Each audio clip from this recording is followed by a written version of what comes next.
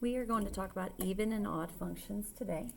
So the first thing we need to do is define them. So an even function has symmetry with respect to the y-axis. So remember, the y-axis is our vertical axis. So what that means is you'll have the same thing on both sides. So see how this is the same thing on both sides? So this is even.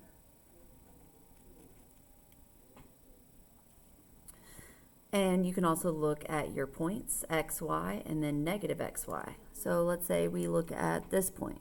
It looks like 2, negative 10. On the other side is negative 2, negative 10. The only thing that was changed was the x value was switched by its sign. If we look at this one, look at your y-axis. It is symmetrical on the y-axis. This one, it is also symmetrical on the y-axis. So these are all even functions. So you could shift it vertically and still be even, but you cannot shift it horizontally and remain even. One way to think about this is like a butterfly. You know how a butterfly is symmetrical down its body. There's our butterfly. So just thinking about a butterfly. I don't know how to draw a butterfly very good, but see how it's symmetrical on the y-axis. So even will have the butterfly look. Okay. Of course, this is not a function, but you get the idea. So let's look at these. And if we look down the y-axis, they are the same on both sides. So this is even. This one, if you look down the y-axis, it is not symmetrical on the y. It's symmetrical on like 1.5 or something, but that is not the same thing. So this is not even. So not even. Because it's shifted on the horizontal. See how this was shifted on the vertical? And that was still okay, but this was shifted on the horizontal axis, so it's not even. Okay, odd functions are symmetric with respect to the origin. So you think about your origin and you look and see if it's symmetrical about the origin. So what that's going to tell you is either these quadrants are reflections, these quadrants, these quadrants, these quadrants, these quadrants. So that's what this is telling you. It's symmetrical around the origin. They are the same on both sides. So examples, let's look at, I already drew this.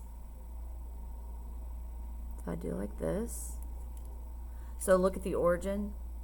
See how it's the same on both sides? So that is even. Or odd, sorry, this is odd.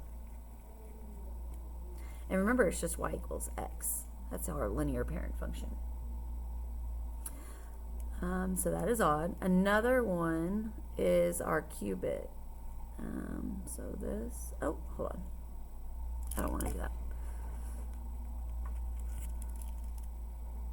I'm going to go straight through the origin like that. There we go. So this is y equals x cubed. That's our parent function. If you look at your origin, they look the same on both sides. They're just a reflection. Okay, non-examples, so this is odd. I'm going to go ahead and write that up there. Non-examples would be, let's say I shift it like this. Those are not the same, so this is not odd. But it's also not even either. Let's say I shift this one. That is not odd either. One that is odd with the cubit is like this.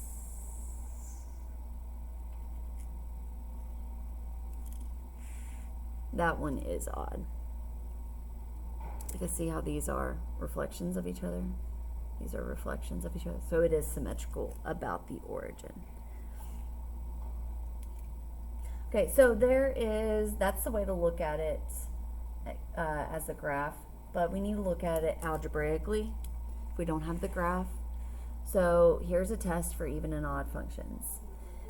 A function f is even when for every x in the domain of f, we have f of negative x equals f of x. So that means if I replace all the x's with negative x, I simplify and I still get the same function that I had in the beginning, then it's even. But it's odd when for each x in the domain we plug in the negative x, but the whole function changes to a negative f of x. So the whole function changes its sign. So let's look at how to do that. So we have g of x equals negative x cubed minus x. So what I'm going to do is I'm going to plug in the negative x, and I'm going to see what comes out. Remember, whenever you substitute in, you make sure you put it in parentheses. Okay. So let's think about cubed. Whenever I do cubed, I'm going to expand it here. Negative x, negative x, negative x. Okay, so these two will become positive, right? Because negative times a negative is positive, so I'm going to go ahead and switch those, but we still have the negative. So this means it is negative x cubed, because we can pull that negative out and still x cubed. And then negative minus negative becomes plus x. So what do we notice about these two? Can I go ahead and just pull out a negative 1 and change all the signs?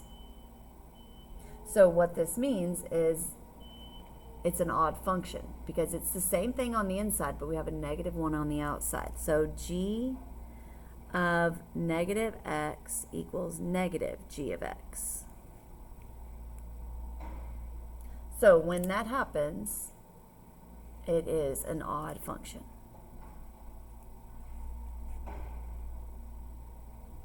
Okay, let's look at the next one. We're going to do h of negative x. So plug in negative x. What happens when you square something that's negative? It becomes positive, and then that one doesn't change. So what do you notice? They're the exact same. So h of negative x equals h of x. Even when we plug in a negative x, it comes out with the same h of x. So that means it is even. Okay, one final one, x cubed minus 1. So let's do f of negative x equals negative x cubed minus 1. So when you cube a negative, you still get a negative. So that's negative x cubed minus 1. So I can, if I pull out a negative 1, because I know they're not the same, remember, they're not the same, but if I pull out a negative 1, let's see, x cubed, I have to change the sign of this to plus 1. So this is not f of negative x, it doesn't equal f of x, and it doesn't equal negative f of x. So that means it is neither even nor odd. Okay, one other way to look at if it's even or odd, you can look at the exponents. So if I look at this, you still have to prove it, but you can look at the exponents. So see how this is a cubed and this is a first, both odd. So that means the whole function is odd. This one, okay, you got to look at the number too. So this would be like x to the 0. So look at squared and 0. Those are both even. So that means it is even. So if it's just a constant, you have to put x to the 0 power. So that way you can look at your exponents. They're both even, so it's even. Okay, and then our last one, it does need to have x to the 0. this is odd and even. So if they're not the same, even or odd, you know, so it is neither. All right, that's it.